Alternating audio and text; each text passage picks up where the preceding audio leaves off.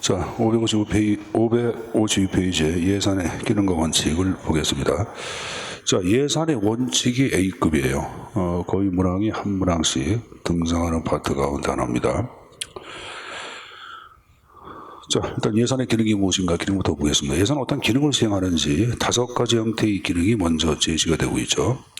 자, 제일 먼저 나온 게 재정 통제란 말이 나왔는데, 여러분, 정부에서 편성한 예산안 자체는 국회의 심의 의결을 거쳐서 확정이 됩니다. 그렇죠? 그러면 예산이 확정되기까지에는 행정부의 재정 예산에 대해서 국회가 심의한다는 것은 국회가 통제한다, 안 한다?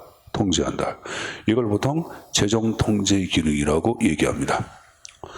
그럼 국회가 행정부의 예산을 통제한다는 것은 특히 국회의 통제를 강조했던 입법국가 시대 때 강조가 된 기능이라 할 수 있겠죠. 그래서 여기 두 번째 줄, 근대국가, 이 바로 입법국가죠.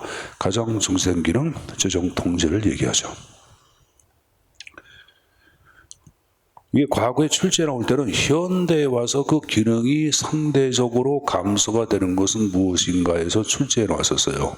그래서 그 재정 통제라고 얘기하는데 현대 와서 그 기능이 감소가 되는 것에서 출제 한번 나왔었다고 얘기했어요. 자, 두 번째 정책 기능 자체를 얘기할 때는 예산의 과정 자체는 수많은 관련 집단들의 이해관계가 충돌되고 대립 이루어져 안 이루어져. 예산을 더 달라 삭감하라 막 싸우죠. 각종 사회에 있는 여러분들 압력단체도 그들의 이익을 위하여 예산 배정을 요구할까 안 할까? 하겠죠. 그러면서 저 타협이 이루어지는 것들.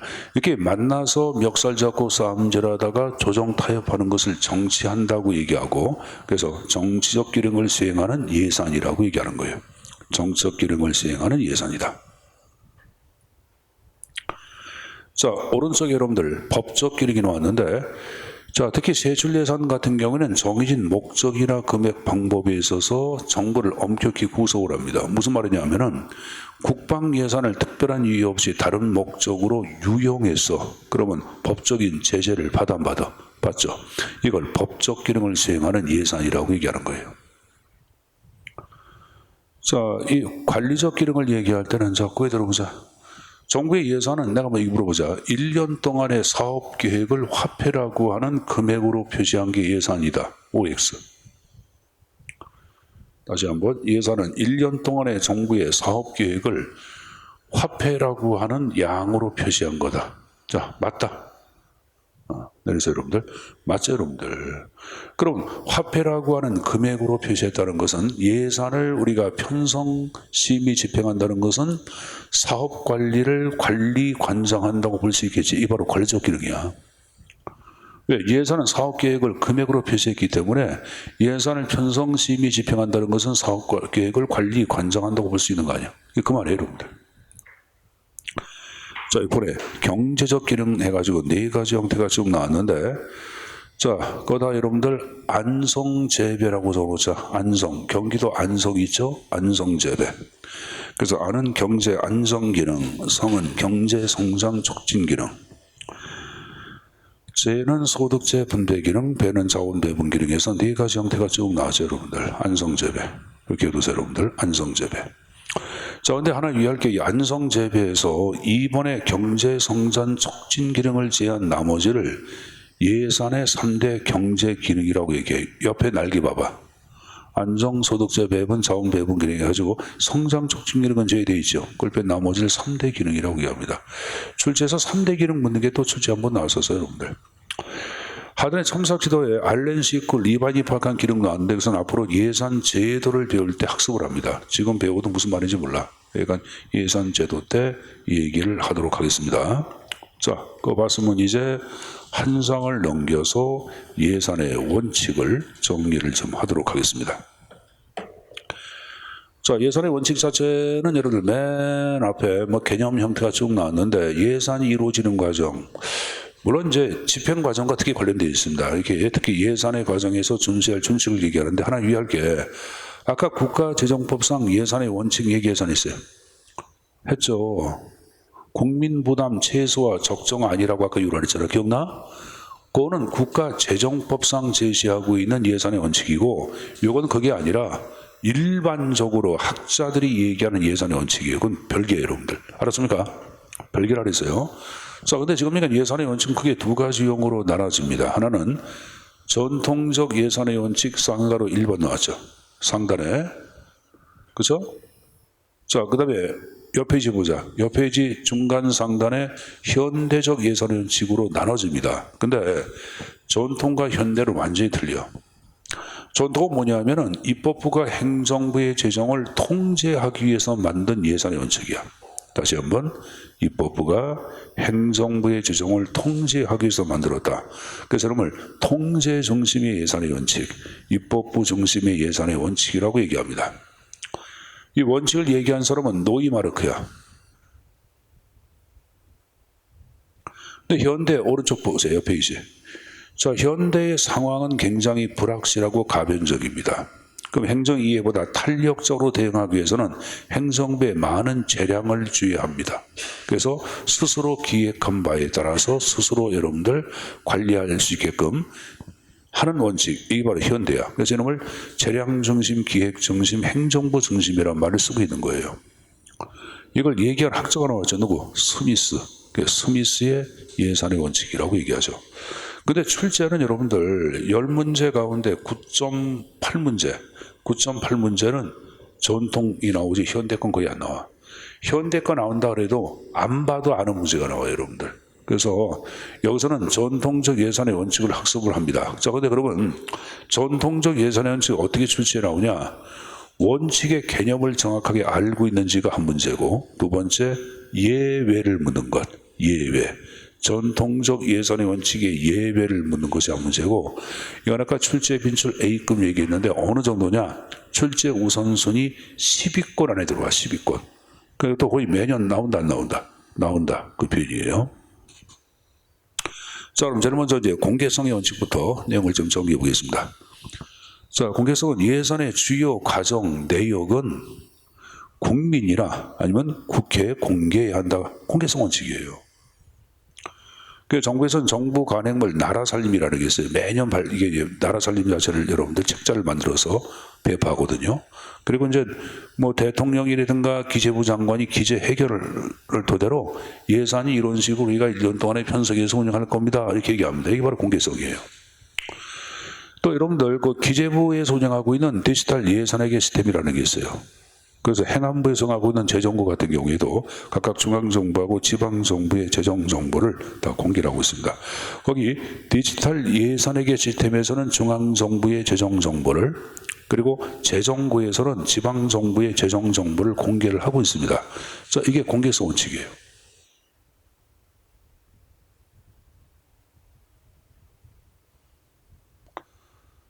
자, 거기에 아울러 2020년 국가재정법 자체가 6월 9일 날 개정돼가지고 개정된 내용이 그 밑에 내용이 나오고 있거든. 거기 한번 보자, 여러분들. 정부는 예산기금, 결산, 국채, 차입금, 국유예산의 현재 통합비정 수지 및 일반 정부 및 공공부문 재정 통계, 그 밖에 대통령이 정하는 국가와 지방정부 재정에 관한 중요한 사항을 밑줄 매년 몇 회 이상, 1회 이상, 1회 이상 정보통신 매체 인쇄물 등 적당한 방법으로 알기 쉽고 투명하게 공개한다. 이렇게 나와서 1회 이상 공개하도록 아예 국가재정법상 명시 놓고 있어요. 1회야 1회 이상이야. 1회 이상이야. 매년 2회도 아니야. 1회 여러분들. 알았습니까? 이거 가져가시고. 자, 근데 이 공개성 원칙에 예외가 되는 게 있어요. 모든 걸 여러분들 공개할 수 있는 건 아니잖아. 그럼 여러분들 어떤 걸 공개할 수 없냐? 국가 안위와 관련된 국방비 내역, 국가정보원의 정보활동 내역, 그리고 외교부의 외교활동 내역, 이런 것들은 공개하지 않도록 하고 있습니다. 그래서 여기 예외가 되는 거 국방비에서부터 국가정보 예산까지는 공개성 원칙의 예외에 들어간다, 안 들어간다? 들어가죠, 여러분들. 박근혜 정부 때 문제가 된 게 국가정보원에 있는 일부 금액 자체를 특수활동비 명목으로 뽑아가지고 박근혜 대통령한테 매달 정기적으로 여러분들 그것을 상납을 했잖아. 근데 그게 여러분들 왜 그랬냐면 이게 공개성 원칙이 되니까 그냥 그런 식으로 막 돈이 들어간 거예요. 근데 내가 볼 때는 박근혜 당시 대통령은 그게 불법인지도 몰랐던 양반이야.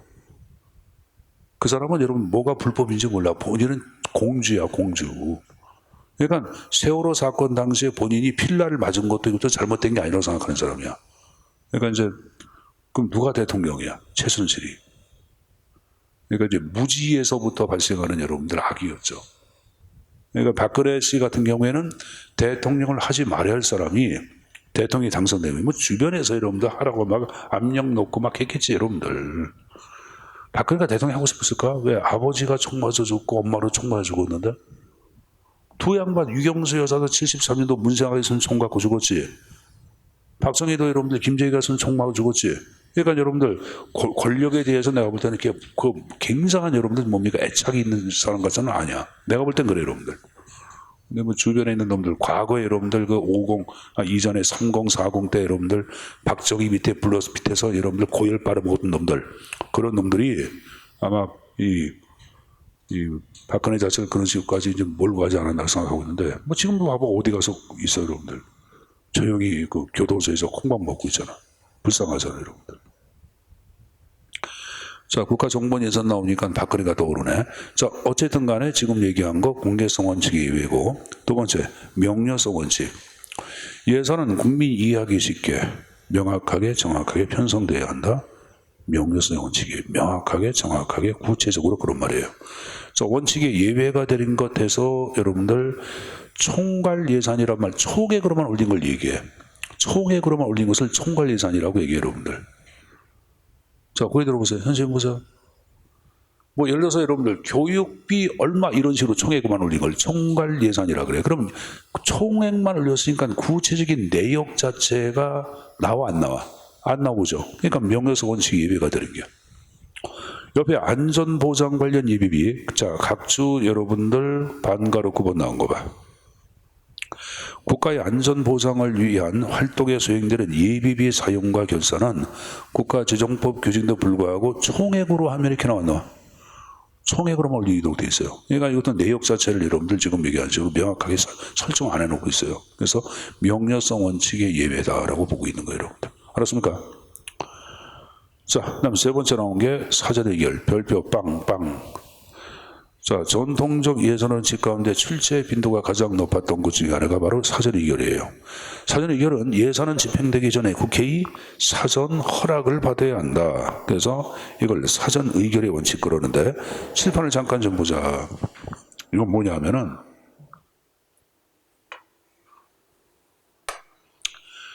자, 이거 2022년 1월 1일 2023년 1월 1일이야. 자, 그럼 23년 정부 예산은 23년도 1월 1일 개시일 전 120일 전까지 행정부에서 편성을 합니다. 그냥 9월 말까지 편성을 해야 돼요, 여러분들. 9월 말까지. 봐봐. 10월 아니지. 8월 말까지. 10월, 11월, 12월. 그럼 며칠이야? 90일 아니야. 9월이니까 120일이죠. 그러니까 9월 되기 전까지 8월 말까지 편성을 원칙으로 합니다. 그럼 편성된 예산안을 자 30일 전까지 그러니까 뭐야 11월 말까지 국회에서 심의 의결을 하도록 돼 있어요. 알았습니까? 자, 그럼 여기 보자. 그럼 정부에서 최초로 편성해서 여기 보세요. 국회로 올렸어. 이게 확정됐어. 그 확정된 예산, 이걸 여러분들, 자, 확정됐다. 이걸 본 예산이라 그래. 무슨 예산? 본 예산. 이걸 혼동을 하는 게 정부에서 편성해서 국회에 최초로 상정한 예산이 본 예산이 아니라 상정된 예산을 국회에서 심의 의결 확정했어. 그게 바로 본 예산이야. 자, 또 보자, 여러분들. 올렸어. 행정부에서. 근데 행정부에서 여러분들 불가피한 사의가 발생해가지고 우리 맨 처음에 올린 것 좀 안 되겠습니다. 바꿔야 되겠습니다. 이 바꾼 예산. 이걸 우리 뭐라 한다? 수정 예산이라 그래요. 무슨 예산? 수정 예산. 여러분들 아버지가 너 용돈 얼마 할래? 올려봐. 그러니까 올렸어. 우리한테 아버지 제가 사정해서 불가피하게 좀 바꿔야 되겠습니다. 바꾼 거. 수정 예산. 자, 여기 보자. 뭐라면 30일 전까지 국회에서 심의 의결 확정을 해야 돼. 근데 못하는 경우가 굉장히 많아요. 그죠? 국회가 파행국회하고 여러분들 공전하고 야당이 장애투쟁하고 막 그래서 안 되는 경우가 있어. 그래서 이때 못했어. 이때 임시국회로 잘라고 그래서 못했어. 즉 회계연도가 개시가 됐음에도 불구하고 예산이 불성립했다. 이 불성립하는 예산 자체를 우리 뭐라냐? 불성립해서 그럼 불성립했다고 해서 2023년도 기본적으로 해야 할 건 해야 돼. 공무원들 봉급제야 되고 사무처리 그거 해야 돼. 그래서 일루에서 편성되는 것을 임시예산이라고 뭐란다? 임시예산. 근데 형태는 여러분들 세 가지가 있어요. 가예산이 있고 잠정예산이 있고 준예산이 있는데 현재 한국 정부가 쓰고 있는 것은 이걸 쓰고 있는 거야. 뭘 쓴다? 준예산. 근데 준예산은 여러분들 여기보자. 준예산을 쓸 때는 국회에 사전 허락받고 쓰는 게 아니라 행정부가 알아서 쓰는 거예요. 작년도에 준해서 작년도 1월 달에 뭐 썼다 이러다가 준해서 쓰면 되는 거예요. 여러분들. 쓰고 난 다음에 나중에 국회에 허락만 받으면 됩니다. 그래서 이거 사전 해결의 원칙 이외라고 얘기합니다. 자, 근데 말 나온 김에 자, 여기 보자. 여기 확정됐어요. 확정된 걸 무슨 예산을 했어요? 본예산. 자, 확정 다 끝났어. 근데 추가적으로 변경할 차이가 발생했어. 확정됐는데 그러면 이건 그대로 냅두고 추가적으로 별도로 편성되는 예산을 우리는 추가 경정 예산이라고 얘기합니다. 무슨 예산? 추가 경정 예산. 추경 예산이라고 그러죠. 여러분 추경이란 말 굉장히 많이 들어봤지? 이건 여러분들 이때부터 해서 2023년도 내내 편성이 가능한 거예요. 근데 여기서 파악하는 이 준 예산은 국회 사전 해결의 원칙이 예외가 되는 거야. 그럼 먼저 물어보자. 본 예산이 먼저 확정돼 수정 예산이야. 이게 먼저 이거야. 혼동하지 마세요. 알았습니까? 요렇게 되는 거야. 그리고 요렇게 되는 거고. 요렇게 되는 거야. 요거는 성립이 안 돼. 왜? 요거는 성립이 안 되지. 왜? 준 예산은 본 예산이 확정 안 될 때 편성되는 거 아니야. 그러니까 여러분들 이거는 성립이 안 되는 거니까 요렇게 시험 문제 나올 거예요, 여러분들. 알았습니까? 요렇게 나온다는 것 정도 정리해서 가져가십시오. 자, 그래서 일단은 여러분들 준 예산이 뭔가 말씀드렸습니다. 자, 교재. 그래서 첫 번째 준 예산 나왔어, 안 나왔어? 나왔죠? 자, 두 번째 나온 게 예비비의 지출이 나왔는데, 자, 칠판을 좀 잠깐 좀 보자. 여기 보세요.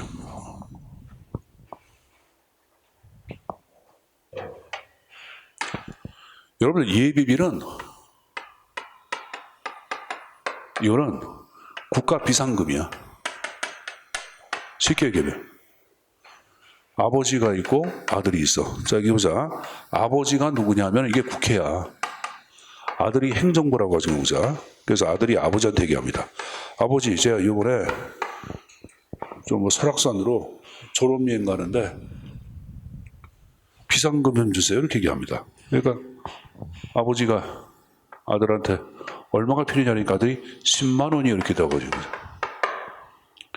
그럼 10만 원 총액 비상금에 대해서는 아버지 국회의 허락을 받아야 돼, 안 받아야 돼? 받아야지. 아버지가 야, 인마 10만 원씩을 가지고 자식아 10,000원 가져와, 10,000원 가지고 가야지. 그래, 안 그래?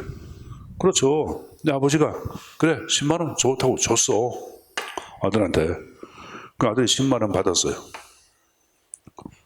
자, 그러면 10만 원 갖고 쓸 때는 지가 알아서 써, 안 써? 쓰죠. 그래서 여러분들 여자친구하고 설악산 가면 여러분들 대포항 그런 데가 안 가? 설악산 밑에 대포항이 있어. 여기 가장 많이 대포항이야. 뭐 거기 뭐 딴 데 가서 먹으라는 대포항이 제일 나아. 이건 제일 나아. 거기 가. 그래도 좀 만만하게 대포항이야. 값도 싸고. 대포항 가서 여러분들 뭡니까? 거기 가서 이제 뭐 요새는 여러분들 난전이 없어요. 다 이제 이 대포항도 다 정비를 해놔가지고 여기 들어가면 현재 몇 군데 가는 데거든. 싸고 맛있는 데 있는데 이따 얘기해 줄게. 지금 여기다 마이크 대고 얘기했다는 전국적으로 퍼져가지고 사람이 너무 많아서 안 돼. 근데 이제 여기 가서 여러분들이 회를 시켰어요. 자, 동해에서 나온 회가 맛있어? 서해에서 나온 회가 맛있어? 서해가 맛있어? 동해가 맛있어? 서해가 맛있는 게 가장 맛있는 건 남해, 서해, 동해예요. 동해는 여러분 물이 맛이 없어요. 그래도 남해나 서해 같은 경우에 여러분들 뭐가해서 이 갯벌도 있고 뭐 프랑크푸른도 발달돼 있어가지고 회가 굉장히 맛있어. 몰랐구나. 동해에 맛없어. 그 동해에서 가져오는 회는 서해에서 공사하는 경우도 굉장히 많아요, 여러분들. 서해에서. 희한하지. 동해회가 서해에서 공수가 돼. 아니면 남해에서 오는 경우도 있어요, 여러분들 모르는데. 뭐 해가는 이제 거기 가서 여러분들 전복치가 뭔지 알죠? 전복 먹고 사는 물고기가 있어요. 진짜 맛있어. 다음번에 있으면 먹어봐. 뭐 전복치 맛있게 해가지고 여러분들 회를 먹었어요. 5만원어치에서 맛있게 먹었어. 여자친구가 제가 사겠다고 그런 거야. 그래서 탁탁 가서 먹었어요. 여자친구가 잘 먹었다. 이제 계산 내가 할게 하면서 나가다가 하는 얘기가 어머 지갑 안 가져왔네 이렇게 얘기합니다. 그럼 여러분들 맛이가 안 가. 가죠. 그렇다고 여러분들 맛이 갔다고 해서 여자친구를 새우잡이 어선에 팔아먹을 수도 없고 어떻게 해야 돼요, 여러분들? 그럼 아버지가 준 10만 원 갖고 써야 돼, 안 써야 돼? 써야지. 그럼 여러분 쓰기 전에 아버지한테 여쭤봐. 아버지, 여자친구가 회 산다 했는데 해먹고 난 다음에 오리발 내물고 있어요. 제가 왜 합니까? 이렇게 물어봅니까? 그건 아니지 않습니까? 알아서 쓰는 거 아니야. 정부도 마찬가지야. 예비비를 지출할 사유가 발생했다라. 그럼 지출하고 난 다음에 나중에 사후 보고만 하면 됩니다. 그래서 여러분들 나온 게 보자, 여러분들. 예비비의 지출로 나와. 예비비의 지출로 나와 있잖아요, 여러분들. 자, 교재 어디 잠깐 좀 펴보시냐 하면은 587페이지. 자, 587페이지 펴보세요. 587. 자, 맨 위에 예비비 이렇게 나왔죠? 자, 예비비란 나온 거 보자. 예측할 수 없는 예산의 지출, 초과 지출을 충당하기 위한 경비 이렇게 나왔죠? 비상금이라고 했잖아. 국회에 의결이 있어야 한다. 그러나 여기서 의결은 총액, 아까 총액 10만 원에 대해서는 아버지 국회에 사전 허락을 받아 안 받아? 받죠. 그렇지만 구체적인 집행 미주, 집행 가려놓고 지출 적어놓으세요. 집행이나 지출이랑 같은 말이죠. 그 집행 지출 이후에 국회 사후 승인이란 말 나왔죠? 그 누가 관리한다? 기재부 장관이 관리하도록 되어 있습니다. 자, 그래서 그건 여러분 이해한 거로 간주하고, 자, 여러분 여기 잠깐 좀 보자. 여기 보세요. 자, 하나 더. 아까 추가 경정 예산은 여기 보세요. 자, 중요한 얘기. 본 예산이 확정된 다음에 별도로 편성되는 게야. 이건 냅두고 추가적으로 바뀌는 부분에 대해서만. 알았습니까? 요거 말고 또 하나 있기 때문에 정부 예산은 워낙 하나가 있어야 한다. 그것을 단일성이라 그래. 요거 말고 또 하나 있기 때문에 추경 예산을 단일성 원칙 예외 그런데 미리 좀 보고 가겠습니다. 이거 지울 보니까 여러분들 그 54페이지. 자, 맨 밑에 6번에 단일성 원칙이란 말이 나왔나? 단일성은 여러분 옆 페이지 보자. 맨 위에 두 번째 줄 국가예산은 가능한 단일하게 편성 하나 있어야 한다고 보는 거예요. 근데 그 예외 보시면 거기 추경 예산 나왔어 안 나왔어? 나왔죠? 그래서 이건 미리 얘기했습니다. 내가 추가 경영 예산은 단일성 원칙이라고 미리 얘기해서 여러분들. 자, 실권을 잠깐 보자. 그리고 이걸 이제 지울게. 현재 한국의 임시 예산은 뭐라 했어요? 준 예산이라고 얘기했습니다. 이건 지우겠습니다.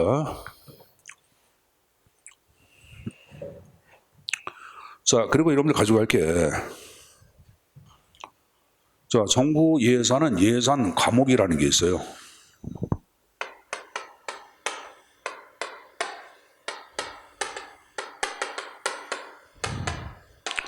자, 7판에 정리한 것을 우리 예산의 과목이라고 얘기하거든요. 장관항세 항목. 그러니까 여러분들 맨 밑에 목으로 갈수록 구체화된 걸 얘기해. 여러분들이 금전출납불세도 여러분들 예를 들어서 여러분들 외식적으로 먹고 밑에 외식에다가 뭐 여러분들 저녁 때 뭐 부모님과 예식, 그 밑에 여러분들 친구하고 예식, 세 번째 남자친구랑 예식 적어라 안 적어놔? 적어놓잖아요, 여러분들. 부식비도 여러분들 최소 얼마 뭐 이런 식으로. 그러니까 마찬가지로 여러분들 정부 예산도 과목이 있는데 내려갈수록 보다 구체화된 거예요. 근데 요 장에서부터 한 가지를 보통 우리는 입법 과목이라고 얘기하고 요 세한 과목을 행정 과목이라고 얘기해. 예를 들어서 여러분들 이쪽에 중등 예산, 초등 예산 이게 장이야. 그럼 이 중등 예산을 다시 나누면 여러분들 중학교 예산하고 고등학교 예산 나눌 수가 있어 없어? 있죠. 이게 바로 뭐다? 관이야. 이걸 다시 구체화시키고 가장 구체화돼가지고 여비가 얼마고 청소비가 얼마고 이걸 보통 뭐란다? 목이라고 얘기하는 거예요. 이게 예산 과목이거든요. 자, 근데 이런 경우가 있을 게야.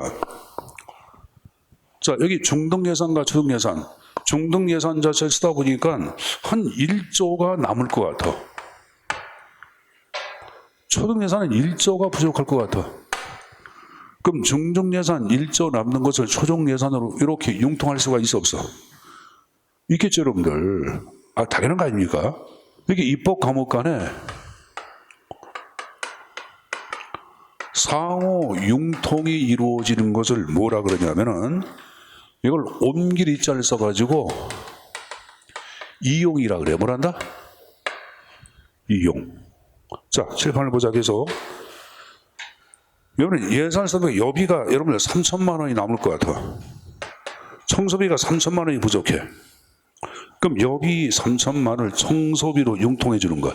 이렇게 행정과목 간의 상호 융통이 이루어지는 것을 옮길 전자를 써가지고 이름을 전용이라고 얘기합니다. 뭐란다?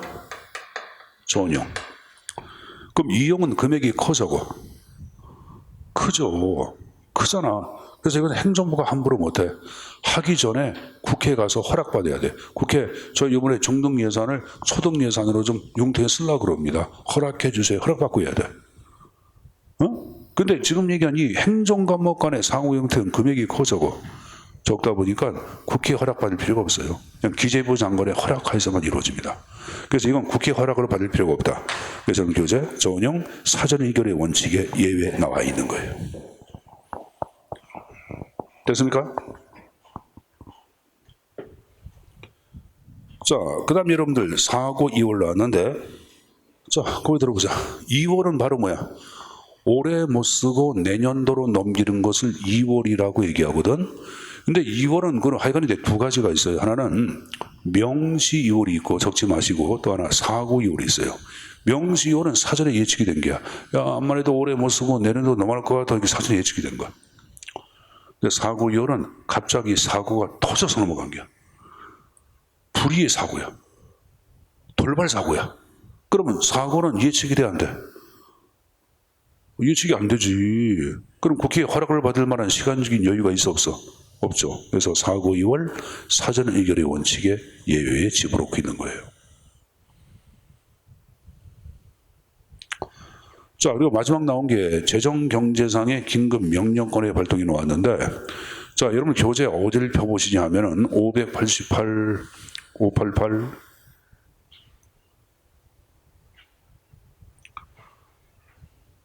자, 박스 밑에 세 번째 대통령 재정경제 긴급명령권이라는 게 나올게요. 보자. 국가가 재정경제상 중대한 위기에 처하고 국회의 소집을 기다릴 필요가 없을 때 대통령은 긴급명령을 발할 수 있다.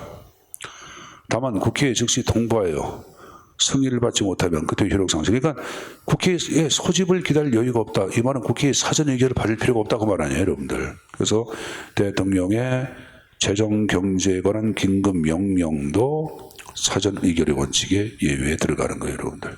자, 다시 원위치. 그러니까 3번에 사전 의결의 원칙에 예외 나왔는데 거기다 적어보자, 여러분들. 예비역 적어놓으세요. 김준의 전사. 예비역 김준. 사람 이름이 김준이야. 김준의 전사. 김준의 전사. 자, 예비역 보자. 예비비의 지출. 김준, 김만, 긴. 거기 긴급 명령권 발동 나왔죠? 끝에. 그다음에 준 예산 맨 앞에 나왔죠? 전사, 전용 4고 2월. 그렇게 해두세요. 이거 출제 굉장히 많이 나옵니다. 원칙에 묻는 것들. 자, 그 말씀 그 밑에 이번에 이제 한정성의 원칙이 나오고 있습니다. 이 한정성을 다른 말로 한계성이라고도 얘기하죠. 그래서 예산의 각 항목은 명확한 한계를 지녀야 한다 이렇게 나왔죠. 옆에 정해진 목적을 위해, 두 번째 정해진 금액을, 세 번째 정해진 기간 내에 사용해야 한다. 한정되어 있죠. 그럼 이것을 다시 목적의 한정성, 금액의 한정성, 기간의 한정성 그러는 거예요, 여러분들. 자, 근데 이제 맨 앞에 목적의 한정성 원칙에 예외 나와 있죠. 뭐하고 뭐? 이용과 전용. 자, 아까 여러분들 중등 예산을 초등 예산으로 써서 정해진 목적을 벗어난 거 아니야? 그러니까 당연히 목적의 한정성 원칙 예외에 들어가는 거지. 전용도 마찬가지고. 자, 그 다음 나온 게 금액의 한정성 원칙 예외에서 뭐가 나왔어요? 예비비. 아까 예비는 초과 지출을 충당하기 위한 것이 바로 예비비라고 배웠어, 안 배웠어? 배웠으니까 초과 지출이니까 정해진 금액을 초과하는 거 아니야. 그래서 한정성 원칙의 예외에 들어가는 거죠. 자, 기간의 한정성. 자, 기간의 한정성에도 화살표 놓고 회계연도 독립의 원칙. 요 기간의 한정성을 회계연도 독립의 원칙이라고 표현하기도 합니다. 예산 집행의 유효기간은 1년 아니야. 그러니까 1년 안에 집행돼야 한다. 그 말이에요. 근데 이를 벗어나는 게 나와요. 자, 거기 계속비라는 게 나왔죠. 자, 교재 586페이지. 586. 자, 586페이지 하단에 계속비라는 게 나오고 있을 거예요. 자, 계속비 개념 나온 거 보자. 수년에 걸쳐, 이때 수년은 5년 이내를 얘기합니다. 완공을 요하는 공사, 제조, 연구개발 사업의 경우에는 경비의 총액과 연비액을 정하고 일단 국회에 그래서 수년에 걸쳐서 집행할 수 있다. 이렇게 나오죠, 여러분들. 자, 예를 들어서 여기 보자. 선생님 보자. 한강 수질 환경 개선 사업을 예를 들어서 2021년부터 2025년까지 하려고 해. 그럼 5년에 걸쳐서 수질 환경 개선 사업에 들어가는 예산 총액이 있을까 없을까? 공사 총액. 그 공사 총액 예를 들어서 5천억이라고 가정해 보자. 5천억. 그리고 거기 연부액이란 말로 하죠. 연비액은 매년 들어가는 경비야. 그러니까 2021년도에 얼마, 22년도에 얼마 매년 들어가는 경비. 그걸 정해놓고 수년에 걸쳐서 집행 가능하다. 당연히 계속비를 얘기할 때는 뭐의 원칙에? 기간의 한정성 원칙에 예외에 들어간다고 보는 거예요, 여러분들.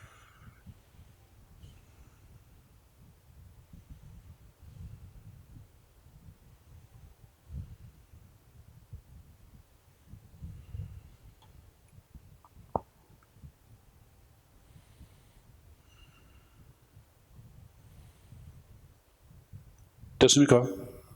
됐죠? 자, 다시 원위치.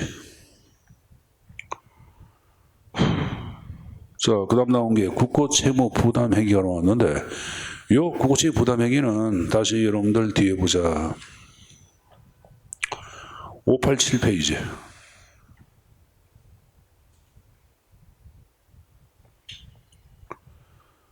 자, 거기 국고채무 부담 행위라고 나오죠. 법률 세출 예산 계속비에, 그 다음 밑줄 쳐라. 국가가 재원 확보 없이 채무를 부담하는 행위라고 나와. 거기 국가 재원 확보 없이 채무, 외상으로 여러분들 뭡니까? 공사 계약하는 거, 여기 들어가는 거예요.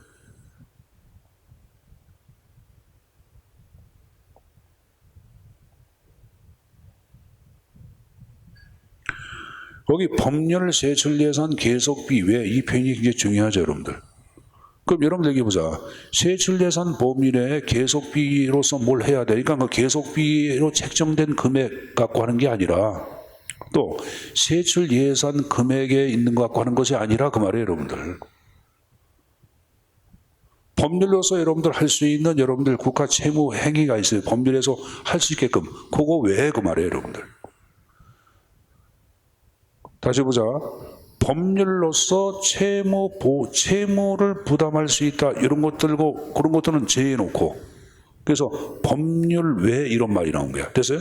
그 다음에 세출 예산. 자, 2021년도 세출 예산 500조 금액 외 그 말이에요, 여러분들. 알았어요? 계속비. 여기 보자. 2017년부터 2022년까지 아까 한강수질 개선 사업 하는데 5천억. 그 5천억 금액 왜 그 말이에요, 여러분들. 그 앞에 표현은. 그럼 여러분 앞에 표현이 이해가 하면 그냥 정부가 돈 없는 상태에서 외상으로 각종 공사 계약하는 것. 그게 바로 고치 부담 행위예요, 여러분들. 이해했어요? 근데 하나 위할 게 해보자.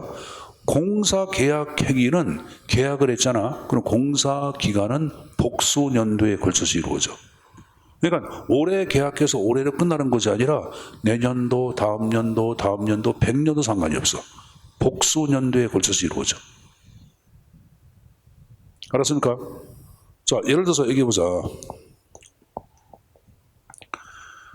행정안전부에서 여러분들, 행정안전부에서, 아니, 국방부에서 남북 한간의 군사력 비교 보니까 해군 자체가 한국이 열세요, 여러분들. 북한은 잠수함 자체가 여러분 12개가 있고, 한군 잠수함이 3기밖에 없다. 아니, 실질이 그런 게 아니라 제가 가정을 들은 거예요. 실제도 우리가 여러분들 해군 자체가 여러분들 잠수함이 북한에 비해 열세 아니야. 북한은 여러분들 북한 자체 잠수함 개발이 언제 이루어지냐면은 80년대 후반이 그렇게 이루어져. 그러니까 걔네들은 잠수함 자체를 만드는 보유 기술이 굉장히 많이 발달돼 있어요. 북한 애들은 전 세계 광범 애들 아니야. 그러니까 모든 노력 자체를 어디에다 다 집중을 시켜. 무기 개발 집중을 시키잖아. 계속해서 탄도미사일 발사가 막 그러잖아요.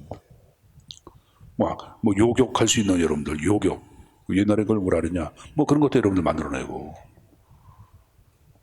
근데 우리나라도 여러분들 세계 국방 항구이 몇 위예요, 여러분들. 근데 이제 그렇게 한다 할 때 남북한 북한의 군사력 위는 어디가 더 높아? 북한이 우리야. 그래도 우리가 북한보다 위를 점유해. 최첨단 장비를 한국 뭐가 많아? 뭐니가 많잖아. 그래서 남북한이 전쟁, 만약에 여러분들 남북한이 북한이 도발을 했다. 만약에 남북한이 전쟁 발생하자. 그럼 한국이 여러분들 모든 면에서 아까 해군에서 파악한 잠수함을 제외한 다른 화력보다 한국 위를 점유한다고 보고 있잖아. 그러니까 북한이 여러분 유일하게 여러분 북한이 이길 수 있는 방법은 뭐야? 핵을 개발해야 돼, 해야 돼. 그래서 걔는 핵 개발에 치중하는 거예요, 여러분들. 핵 개발에. 앞으로 시간이 흘러서 남북한 간에 여러분들 경제력 범위도 격차가 되고 벌어지면 군사력도 엄청난 게 격차가 벌어져 안 벌어져? 벌어지겠죠, 여러분들.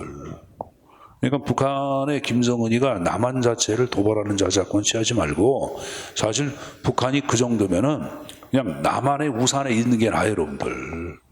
그러니까 남한서 제기하고 있는 우리가 제기하는 내용들 그런 거에 대해서 좀 숙점하고 뭐 미국 도발하겠다 그런 얘기하지 말고 깝치지 말고 그냥 여러분들 바이든이 시킨 대로 했으면 좋겠어요. 그죠? 안 그래요? 계속 그랬으면 좋겠어요? 뭐 핵 개발 뭐 어쩌고 그런 계속 했으면 좋겠어요? 선제장벽이 아닌데 여러분들. 우리가 견제할 것은 북한보다는 사실 저 중국이라든가 일본을 견제를 해야 돼. 해야 되는데 지금 여러분들 거꾸로 지금 다른 쪽에다가 좀 소모를 하고 있으니 그러니까 북한 놈들이 그냥 밉지. 안 미워요? 난 엄청 미운데 그래서 이제 북한이 여러분들 뭐 남북한 간의 단절을 뭐 대학 끊다 그런 얘기 하잖아. 솔직히 끊어도 상관없을 것 같아. 나는 그냥 걔네들 그냥 개치고 그냥 여러분들 북한 남북한 여러분들 왕래 기억 그런 얘기하는데 너무 힘들게 하죠 우리를 여러분들. 그래서 그런데 그게 중요한 게 아니라 이게 보자. 북한과 비교할 때 우리가 잠수함이 열세다. 그래서 잠수함 자체를 빨리 확보를 해야 돼. 근데 돈이 없어. 국방 예산으로 이러면 예산이 없어. 어떡하냐? 국회 가서 얘기합니다. 국회 가서 국회 형님들 우리가 북한과 비교해 보니까 잠수함 자체가 턱없이 부족하다. 빨리 잠수함 자체를 우리가 확보를 해야 합니다. 그래서 저희가 잠수함 확보를 위해서 민간 잠수함 개발업자하고 계약을 체결하려고 합니다. 허락해 주세요. 이렇게 돈이 없는 상태에서. 그러면 해라 그러면 계약 체결하는 게 외상으로. 그러면 잠수함 자체를 여러분들 그 개발을 지금 얘기하는 계약했으니까 올해 이루어지는 건 아니겠죠, 여러분. 그럼 몇 년에 걸쳐서 이루어지겠죠, 여러분들. 알았습니까? 이런 것들이 지금 국고체육 부담 행위예요. 그래서 이거는 하여간에 기간의 한정성 원칙의 예외로 보고 있는 게야. 554페이지 기간의 한정성 원칙 예외 국고체육 부담 행위가 나와 있는 거예요, 여러분들. 알았습니까? 자, 그리고 이제 관연도 지출, 관연도 수입은 작년도에 들어올 돈, 작년도에 나갈 돈이 올해 돈으로 나가는 경우도 있어 없어? 있지, 여러분들. 당연한 거 아닙니까? 자, 그래 들어보자. 작년도에 여러분들, 우리 집안도 마찬가지로, 여러분들 아버지랑 어머님이 작년도에 낸 세금 못 냈어. 그럼 올해 돈으로 나가 안 나가? 나가잖아. 작년도에 여러분들 아버지 월급을 회사에서 이걸 체부를 했어. 근데 올해 그럼 돈이 들어온 경우도 있어 없어? 있죠. 이게 관연도에 들어올 수입이 올해 들어오는 거 아니야.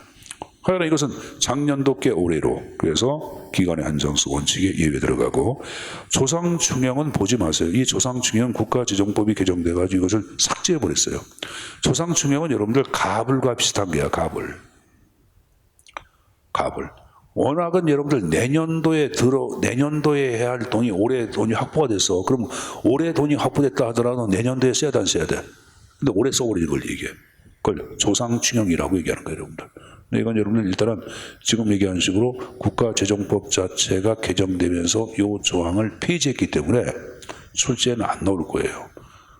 기관의 한정성 원칙 예외 2월 계속비 국고지급부담행위 관연도 지출 관연도 수입 그 정도만 정리하시면 됩니다. 알았습니까?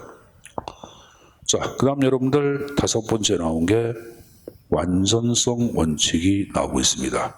이 완전성을 다른 말로 포괄성 원칙이라고도 얘기하는데, 자, 정부 예산에는 모든 세액과 지출이 완전히 다 계산, 기록돼야 한다고 보는 거예요. 예산세에 다 기록돼야 한다. 이게 완전성이에요.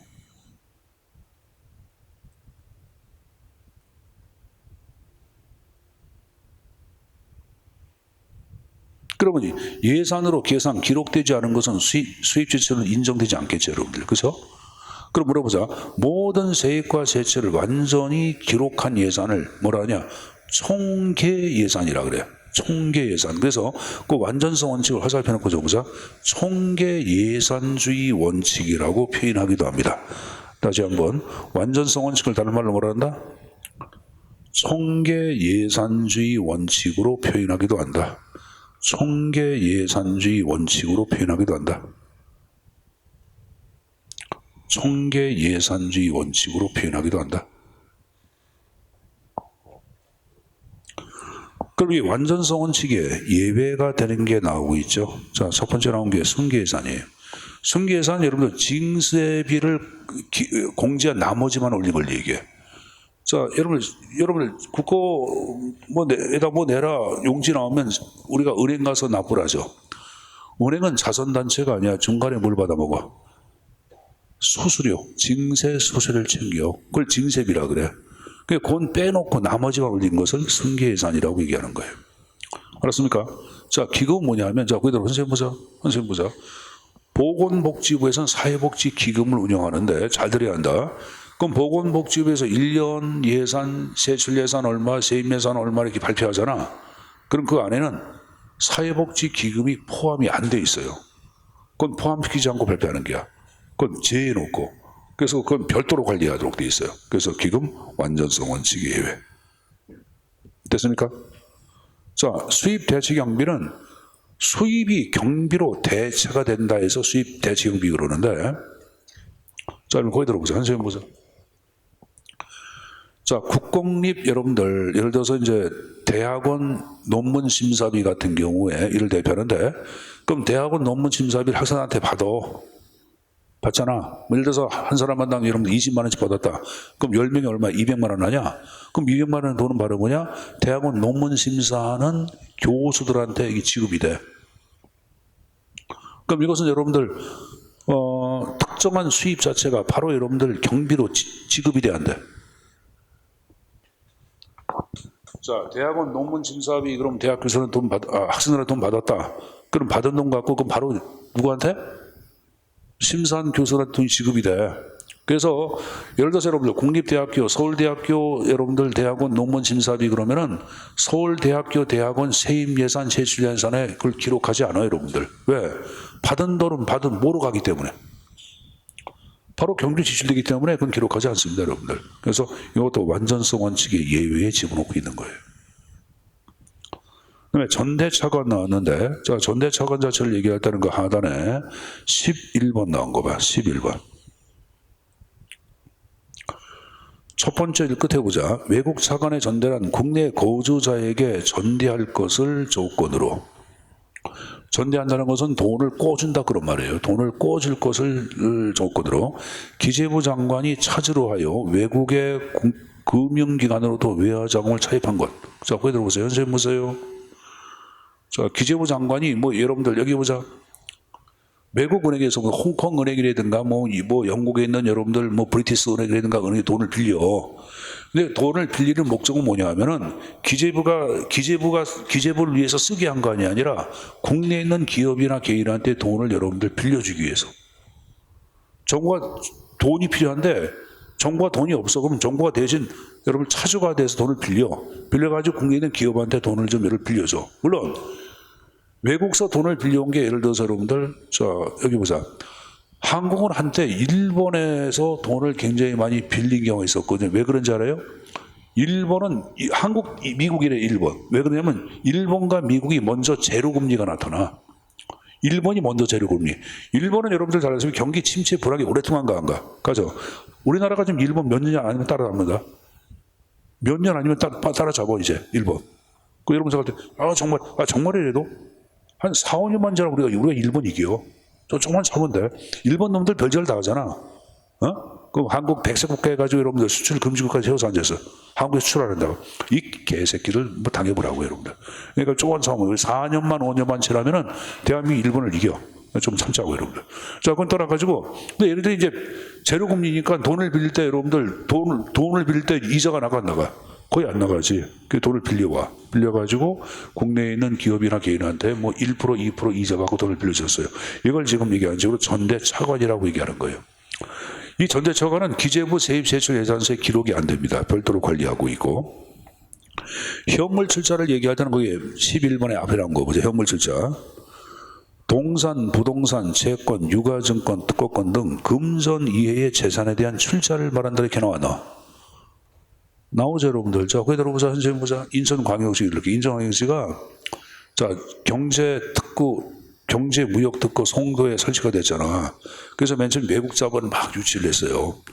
맨 처음에 들어온 그 회사 이름이 제논인가 하는 회사가 들어가거든요. 이 제논이 뭐였냐면은 에이지 백신 자체를 개발하는 공장이야.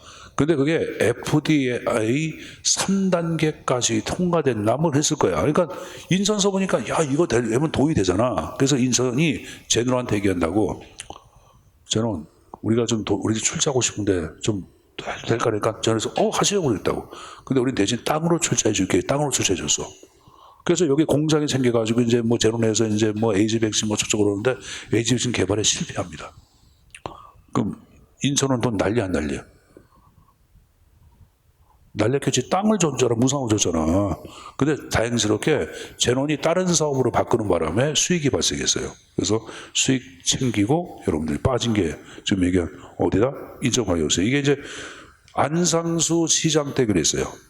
안상수 이게 전전 시장이에요, 여러분들. 그때 그런 적이 있었는데 이게 지금 얘기한 우리는 땅으로 대신 출자할 거예요. 현물 출자.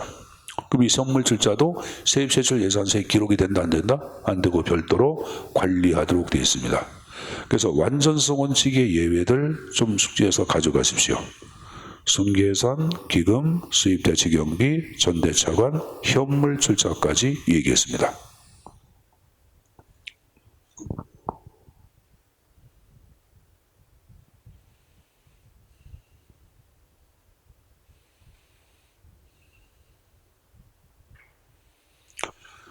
자, 마지막 나온 게 뭐가 나왔어요?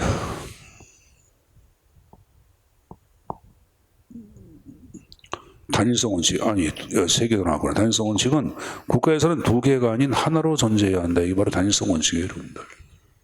그래서 오른쪽 보시면은 아까 예산은 일반 회계 얘기했잖아. 일반 회계 말고 별도로 특별 회계가 있고 기금도 별도로 존재합니다.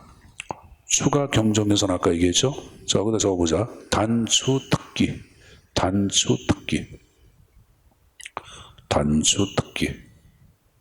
단일성 원칙 예외 단추특기, 추경, 특별회계, 기금 이렇게 외워둘 것.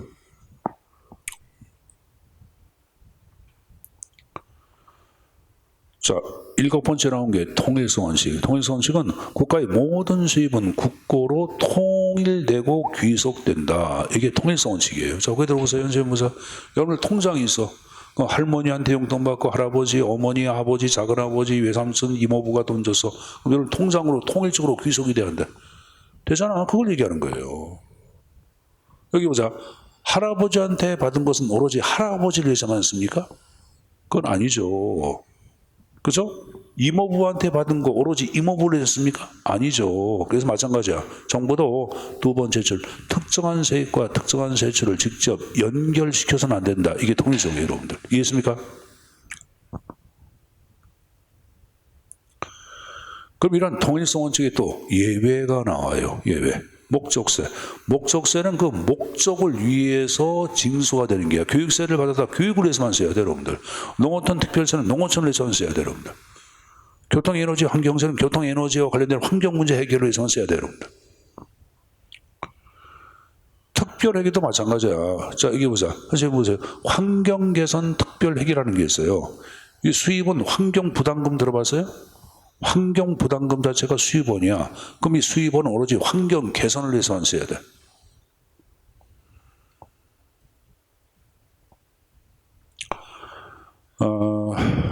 자, 교재 562페이지. 562페이지. 거기 여러분들 하단에 특별회계라고 나왔죠. 그리고 날개에 보시면 맨 밑에 특별회계 설치 요건 맨 밑에 와봐. 특정한 세부로 특정한 세처의 충당이란 말이 나왔죠. 설치 요건이 나오잖아요. 그러니까 환경개선 특별회계 수입원 환경부담금은 오로지 환경 개선을 위해서만 써야 한다. 이래서 그게 특별회계 여러분들. 알았습니까? 다시 원위치.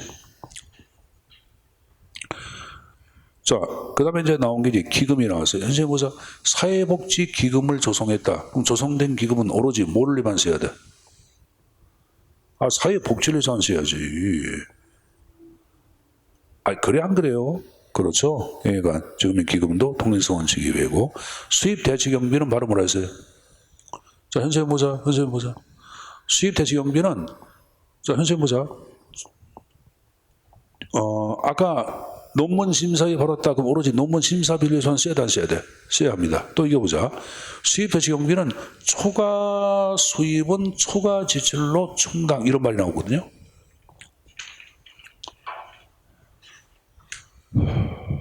자, 교재 587페이지.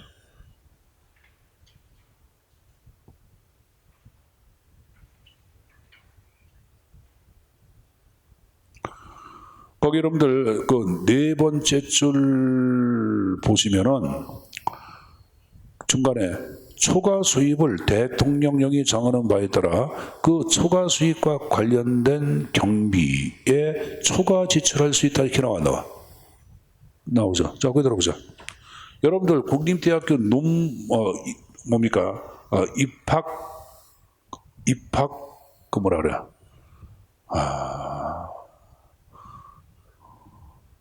입학 활동비라 그러나? 그 여러분들 예를 들어서 대학교 들어갈 때 여러분들 원서 사안사 사잖아. 원서 한 장에 한 돈 만 원씩 해야 하네.